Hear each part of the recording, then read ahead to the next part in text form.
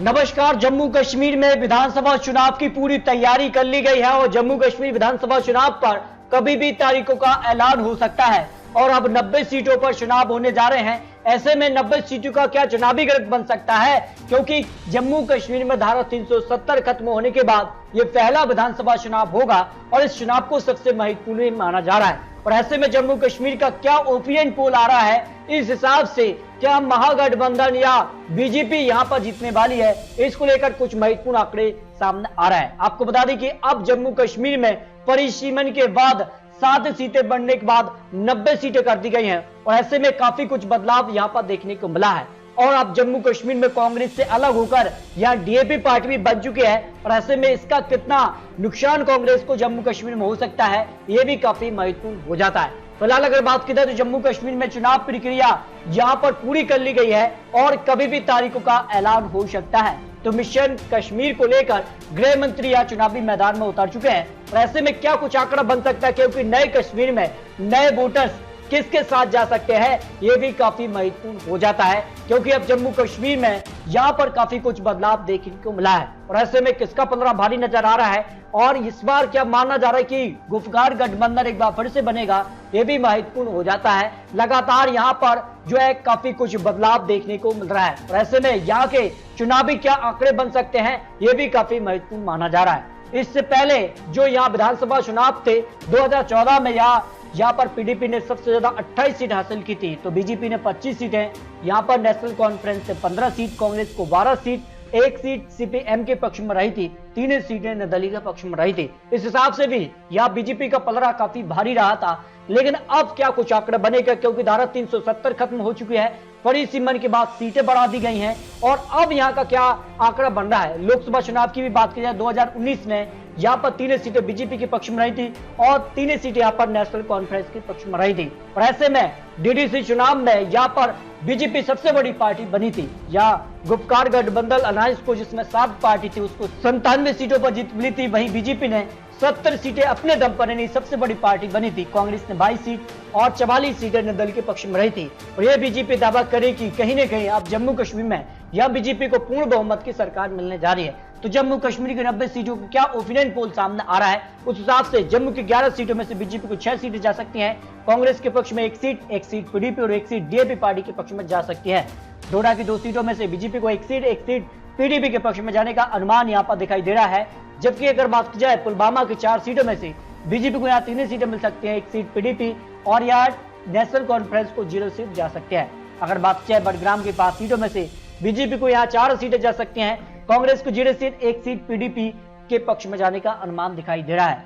बांदीपुरी की 3 सीटों में से बीजेपी को 2 सीटें मिल सकती हैं, 1 सीट पर पीडीपी की जीत की संभावना यहाँ हो सकती है। अगर बात की जाए यहाँ पर अनंतनाग की 6 सीटों में से बीजेपी को यहाँ 4 सीटें जा सकती है, कांग्रेस को 0 सीट, 2 सीट पर पीडीपी को जीत की संभावना हो सकती है। सीधे तौर पर बीजेपी और पीडीपी के बीच ही कड़ी टक्कर देखने को मिल रही है। लेकिन गठबंधन का क्या स्वरूप होगा, यह भी काफी महत्वपूर्ण हो जाता है। क्या डीएपी पार्टी या पीडीपी और नेशनल कॉन्फ्रेंस मिलकर चुनाव लड़ेंगे, यह भी महत्वपूर्ण हो जाता है। अगर बात की जाए कुपवाड़ा के 5 सीटों में से बीजेपी को करीब यहाँ पर 0 से 1 सीट मिल सकती है, वही कांग्रेस के पक्ष में 0 से 3 सीटें जा सकती हैं, पीडीपी को 0 से 1 सीट डीएपी पार्टी के पक्ष में जाने की संभावना हो सकती है। खड़वा की 5 सीटों में से बीजेपी को यहाँ 3 सीट मिल सकते हैं, कांग्रेस के पक्ष में 0 सीट, पीडीपी को 1 सीट डीएपी पार्टी यहाँ पर नेशनल कॉन्फ्रेंस के पक्ष में जा सकती है। अगर बात की जाए गदरबल्ली की 2 सीटों में से यहाँ बीजेपी को 1 सीट मिल सकती है, 1 सीट पर बीडीपी को जीत की संभावना। अगर बात की जाए यहाँ पर गदरबल्ली की 2 सीटों में से या बीजेपी को 1 सीट मिल सकती है, 1 सीट पर पीडीपी को जीत की संभावना दिखाई दे रही है। अगर बात की जाए संभाग की 2 सीटों में से तो बीजेपी को यहाँ पर 1 सीट मिल सकती है, कांग्रेस को 0 सीट, पीडीपी को भी 0 सीट, 1 सीट डीएपी पार्टी के पक्ष में जा सकती है।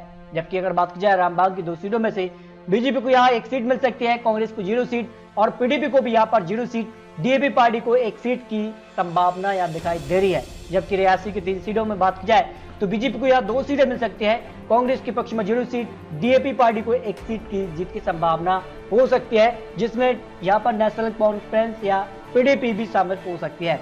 राजौरी की 4 सीटों में बात की जाए तो बीजेपी को यहाँ 3 सीटें मिल सकती हैं, कांग्रेस के पक्ष में 0 सीट, पीडीपी को यहाँ 0 सीट, डीएपी पार्टी के पक्ष में 0 सीट की संभावना या फिर नेशनल कॉन्फ्रेंस के पक्ष में 1 सीट जा सकती है, जो अनुमान यहाँ पर जम्मू कश्मीर की 90 सीटों पर लगाया जा रहा है। जबकि लेह की 2 सीट की बात की जाए तो 1 सीट कांग्रेस के पक्ष में और 1 सीट यहाँ पर पीडीपी या डीएपी पार्टी के पक्ष में जा सकते हैं। श्रीनगर की 8 सीटों की बात की जाए तो यहाँ बीजेपी को 6 सीटें मिल सकती है, कांग्रेस को 0 सीट मिल सकती है, पीडीपी को यहाँ पर 1 सीट, डीएपी पार्टी के पक्ष में 1 सीट की जीत की संभावना यहाँ हो सकती है।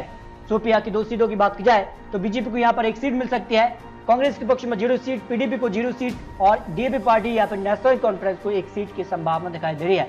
इस तरह से अगर बात की जाए तो जम्मू कश्मीर विधानसभा चुनाव को लेकर जो अनुमान दिखाई दे रहा है उस हिसाब से काफी चौंकाने वाले आंकड़े बन रहे हैं। 90 सीटों पर आज विधानसभा चुनाव हो जाता है तो बीजेपी को करीब 50 सीटें दिखाई दे रही हैं, कांग्रेस को 6 सीटें, पीडीपी को 19 seat, DAP party national conference को 11 सीटें दिखाई दे रही हैं। लेकिन सवाल यह है कि क्या यहां पर एक बार फिर से महागठबंधन बनेगा? महागठबंधन में कांग्रेस, पीडीपी, नेशनल कॉन्फ्रेंस या डीएपी पार्टी मिलकर चुनाव लड़ेंगे या अलग अलग चुनाव लड़ते हैं तो फिर बीजेपी को जम्मू कश्मीर में पूर्ण बहुमत की सरकार मिल सकती है, जो अनुमान 90 सीटों पर लगाया जा रहा है। आपको बता दें ये चुनावी आंकड़े, चुनावी अनुमान है।